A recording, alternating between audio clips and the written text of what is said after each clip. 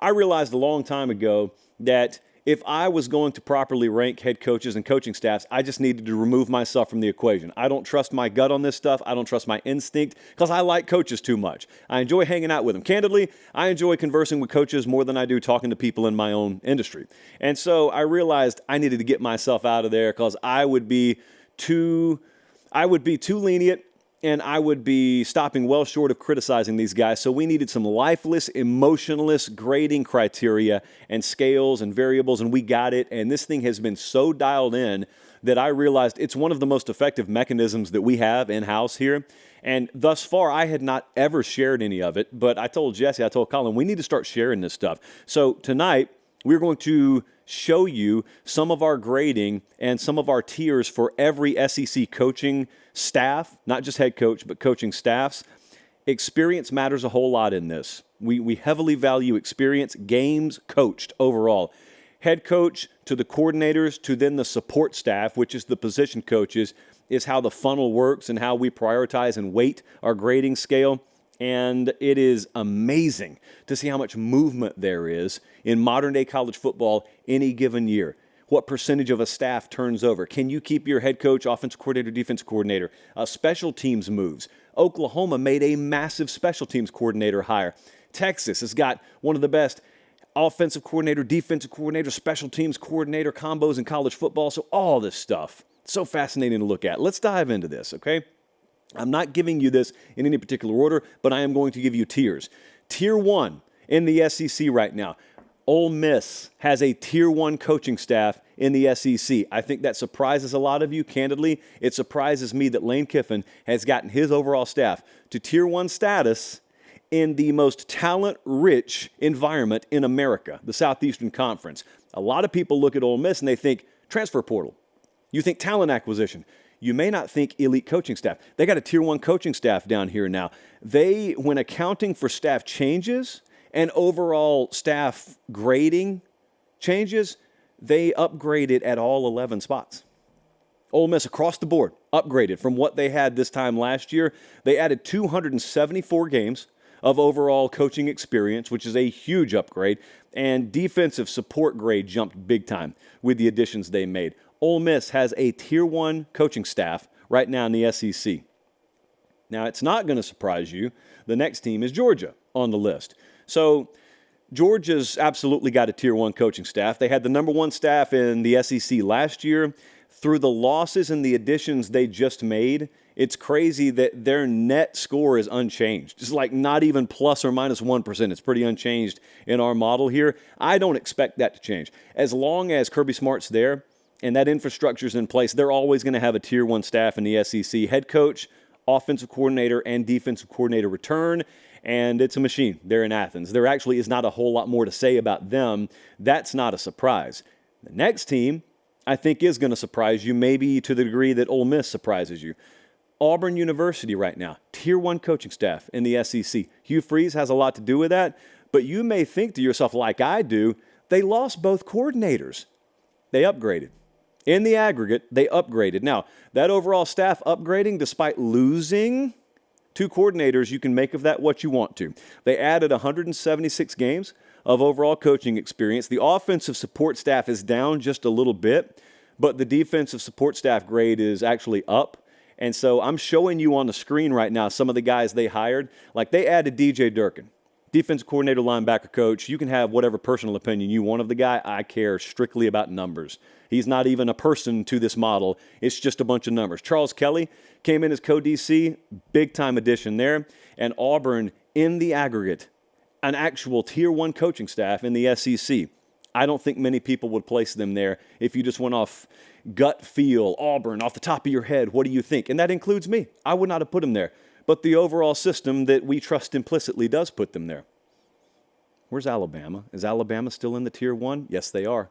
Alabama is a Tier 1 coaching staff. Nick Saban steps out. Kalen DeBoer steps in. Now, I got to tell you something.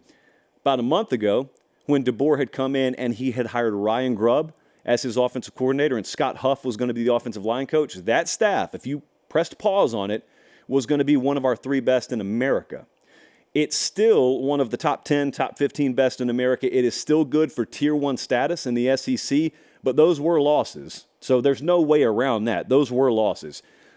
They lose a lot of experience, so this is where you have to maybe insert yourself a little bit, immunity.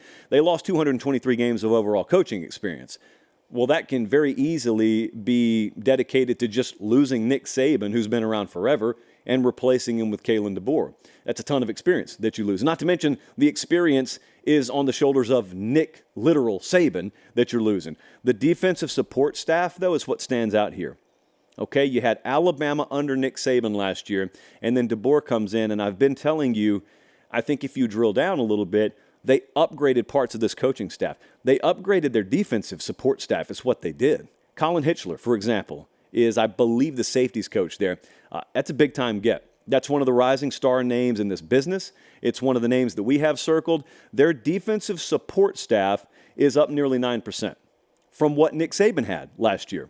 So you think Kalen DeBoer, you think offensive-minded guy, it's the defense that got upgraded here. Those are the Tier 1 coaching staffs in the SEC right now. Ole Miss, Georgia, Auburn, Bama, that is in no particular order. Now we go to Tier 2. Again, in no particular order. Missouri, a Tier 2 coaching staff in the SEC. Big note here, okay? You know we're sky high on Kevin Peoples. He was the D-line coach there last year. Along with Blake Baker, the defensive coordinator, Brian Kelly took them both. They both went to LSU. So I'm thinking to myself, that's going to be tough for Eli Drinkwitz. That's a massive drop-off. I mean, just Kevin Peoples alone is a huge, like, rock star name in the future of coaching on the defensive side. And then he goes down to Houston. He gets Brian Early. Early is we would have him graded a 4.5 star caliber defensive line coach. Somehow, Eli Drinkwitz lost stud defensive staffers, and their defensive support staff grade went up. I don't know that there is a guy who's better at hiring in this conference right now than Eli Drinkwitz, especially when you account for the fact that he's working in a little bit of a disadvantaged position because he's the head coach at Missouri and not Georgia or not Alabama or not LSU. In fact, he's losing staffers to programs like LSU and finding a way to upgrade, and he's not replacing trash. Like, he's replacing really good coaches. They had the third biggest staff improvement grade across the board in the SEC, and Eli Drinkwitz's grade also improved because last year, since this is a living, breathing grade, last year did them a lot of favors too. But Missouri's got a legit coaching staff. I told you coming into last year, I think you'd be surprised if you knew they have one of the 20 to 25 best staffs in the country. Maybe people will still be surprised to know that's about where they're going to be again this year. They are a really solid, high-level Tier 2 coaching staff in the SEC, which places you way up there nationally. You notice I hadn't mentioned Texas yet, which candidly surprised me a little bit. I didn't cheat on this. I didn't look ahead of time. I knew we were going to do this show in this segment, so I did not look ahead of time. I would have thought Texas was going to be a Tier 1 staff. Texas, it may surprise you a little bit, is a Tier 2 staff in the SEC. Tier 2 in the SEC is really good. But when you dive into it a little bit and you know what we value, especially in terms of experience, it's not so surprising. So Bo Davis went to LSU. If you're noticing a theme, LSU really upgraded defensively. We'll get to that in a second. Bo Davis was a 4-star caliber defensive line coach. Known commodity, been around forever. They replaced him with Kenny Baker. Kenny Baker came there by way of the Dolphins, but he has no experience. So the experience inversion there is going to downgrade their overall support staff grade defensively quite a bit. But here's the thing about Texas. When you look at the OC-DC special teams coordinator combo, which is a grade that some people in our organization like to value a lot, they are the highest graded staff in America when you go coordinators, including special teams combined. Because Texas has studs at all three positions there. You got Sark obviously is the OC there. Pete Kwiatkowski is the DC, and then Jeff Banks, who's been at Bama and been at Texas now. They are about as good as it gets in college football at those three positions. Speaking of LSU, solid Tier 2 coaching staff in the SEC right now. It was the lowest graded defensive staff in the conference last year, which is exactly why they looked the way they did on the field last year. No excuse for LSU to ever be that bad on the defensive side of the ball. Well, they realized it. And sure, there was nowhere to go but up, but they really, really, really went up. They led the SEC in defensive staff upgrade at nearly 25%, which I know doesn't mean a lot to you unless you understand how this model works. It's a huge jump. Kevin Peoples, as I told you, new defensive line guy there. He's big time. They added Bo Davis as well. Both of those are 4-star plus guys just being added on the D-line. They added 245 games of experience. And listen, they lost Denbrock. They lost a 4.5-star caliber offensive coordinator, tight ends coach, or they'd be up there in Tier 1 right now. That's what drug LSU as a staff grade down just below Tier 1 status, but they couldn't have knocked it out of the park anymore on their defensive upgrades. Now, does that mean they're going to immediately just, poof, be a top 10 defense this year overnight? No, it won't, because I don't think they have the personnel to be that yet, but they will be a heck of a lot better than they were last year. And there's another Tier 2 staff out there. Where do you think it may be? It's probably in Knoxville, Tennessee. So Tennessee, also a Tier 2 SEC coaching staff right now. Their overall grade is pretty unchanged from last year. They gained 152 games of overall experience. There is not a whole lot to say about Tennessee because, like I said, it didn't fluctuate a whole lot. It's just a really solid Tier 2 staff in the SEC. And obviously, as you go further and further down the road, you've got a chance to keep the same guys. Like Heupel could be the head coach there, and if they pop a 10 or 11 win season on you this year and their offensive production's through the roof, his grade could increase, and therefore their standing overall could increase. This stuff changes year to year. It's not static, and it's emotionless too. So it doesn't really matter whether you like Tennessee or not. This thing has no clue who Josh Heupel is. It just sees the title head coach, and then it plugs in the numbers accordingly. All right, let's get into Tier 3, because there are some names conspicuous in their absence right now that I know we're about to hear a lot about. Oklahoma, we've got as a Tier 3 coaching staff in the SEC right now. Their overall staff grade increased 14% from last year. Brent Venables' head coaching grade accounted for a lot of that. His head coaching grade increased. As you could imagine, when you've got no head coaching experience, and then your first year is as his was, and then you have year 2, like he did last year, it's going to increase pretty substantially. Their offensive support staff dipped. Defensive support staff grade rose. They made a monster special teams coordinator hire at Oklahoma. One of the biggest head scratchers we had is watching Doug Deacon, who was the special teams coordinator at San Diego State. He comes into Oklahoma. There should have been about a 17-way bidding war for this guy's services.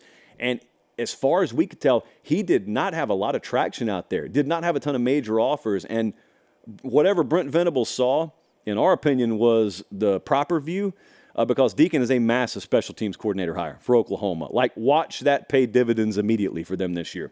Next up, Mark Stoops did some work. Once the season ended, if I believed in the word offseason, I'd use it here. Mark Stoops got it done. Ever since last season ended, they had the biggest offensive support staff increase in the SEC at Kentucky. They went and got Shorts, who's the wide receivers coach. Big time upgrade. I mean, big time positional grade increase there. Their total staff grade at Kentucky's up over 4%. Had an excellent cycle. They also went and got Wolford back from Alabama. He was the offensive line coach that left there a couple of years ago. But Da'Keil Shorts, that's the wide receiver coach. That's the one we circle. That was the big get, in our opinion, for Mark Stoops. And that's not a name that's going to grab a lot of headlines, but that's not what we build this for. Again, emotionless. Just care about grading guys. And Da'Keil Shorts is a big-time get from Mark Stoops. Okay, let's talk about Florida. So I was waiting to get to this one. The Florida Gators right now, we think, have a Tier 3 coaching staff in the SEC. They had big-time shuffle down there. The DB and offensive or outside linebackers positions, we think, upgraded in the aggregate, but the defensive line change did drop their overall defensive support staff grade.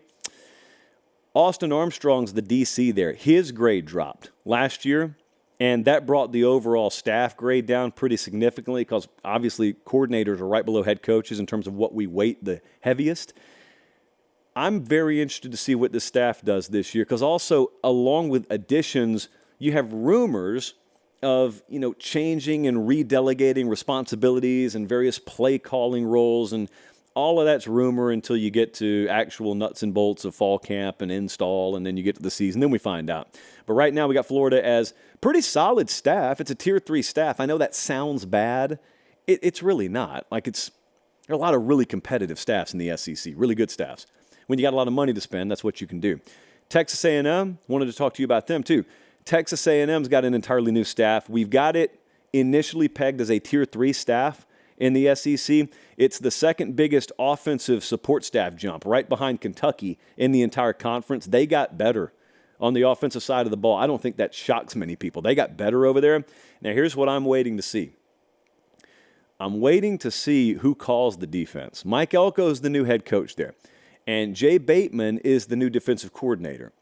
I want to know who's calling the defense there because it would matter a pretty great deal. This model is sitting here telling me if Elko's the one calling the defense, it would be worth a lot more in defensive staff grade than if Jay Bateman is. It's not down on Bateman, it's just way up on Mike Elko. Excellent base setup here, though. So this is a foundation, and then this time next year, A&M's coaching staff grade could fluctuate pretty wildly because there's a lot of inexperience, there's a lot of new. That's the case anytime you have a new coaching staff. This is not predictive, though. The point is, I'm really big on Mike Elko, and this is me personally talking. I'm really big on Elko. Even if the overall system was predictive and it was high on Elko, this is not a predictive grade. This is a here and now grade. That would be like if the thermometer says 74 right now, but there's a snowstorm predicted for tomorrow. The thermometer is not going to proactively go down to 32. It's going to wait for the conditions to change, and it will respond accordingly. So this is meant to give us a real-time grade based on the criteria and the proper factors on coaching staffs. All right, so those are the top 3 tiers that we've got in the SEC. Now, here's what I chose not to do. I chose not to lay out all of the rest of the conference because it's already a 20-minute segment, but I did want to specify something. With South Carolina, we did not have in the first 3 tiers there. They have 452 combined games of coaching experience on that staff at South Carolina. That makes them the least experienced staff in the SEC. That matters for us. That matters for the way that we weight things. That means you need patience because it could be a really good staff and we just don't know it. But what we are not doing is building a model that's predictive or instinct-based. We are building it based on results. And so, for all we know, Shane Beamer's got the best staff in the SEC. He could have the worst staff in the SEC, but if it's that inexperienced, at the very least, the model's going to take a wait-and-see approach on it. Their staff grades also dropped, therefore, in all 3 coaching sectors. Again, inexperience, patience. And I also wanted to mention Mississippi State because it's the same song and dance there. Jeff Lebby's the new head coach. He's never been a head coach before. There's not a lot of experience on the staff. Head coach and defensive coordinator have 0 games experience at their current positions. They could knock it out of the park. Okay, it's not predictive. Just means there's no experience there. It's going to take a wait-and-see approach. But I will tell you one thing I'm personally watching. Jeff Lebby is a top 1% play caller in terms of pace of play. When you combine that with an inexperienced or first-time defensive coordinator, it normally does not bode well. And that's just speaking historically, for obvious reasons. If I got to do calling plays at 1,000,000 miles an hour over there, usually it means my defense is going to be forced into sudden situations more, and there are going to be more quick transitions, and I'm going to have to be on the field more. And if I don't know what I'm doing, which some inexperienced guys don't, then it could be a long season. So those are some things that we're watching. SEC coaching staff grades. Now, I know the comment section will be on fire. Here's what I'm asking you to do. Don't just tell me if you disagree with something that you think it's wrong. Tell me why you think it's wrong. Give me your grading system. Give me your criteria, because I laid out ours as best I can. I'm not fully raising the curtain on it. But I'll be happy to go back and forth with this, because I know why the model thinks what it thinks. And I don't even necessarily agree across the board with everything we have, but I do know why we have what we have.